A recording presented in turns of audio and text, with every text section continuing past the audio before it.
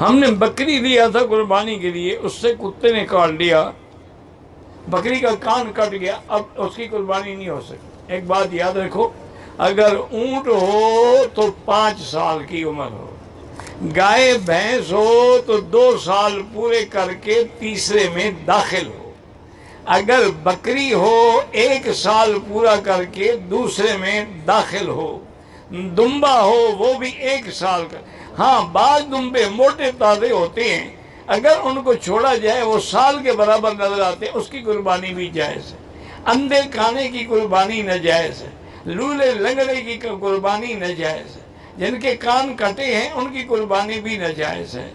اور اس کے بعد اگر سینگ کٹے ہیں، کٹا تھوڑا ہے باقی زیادہ ہے، وہ اس کی ہو سکتی ہے، لیکن زیادہ کٹ گیا کہ اندر سے گودا بھی نظر آ رہا ہے، پھر اس کی قربانی بھی ناجائز ہے۔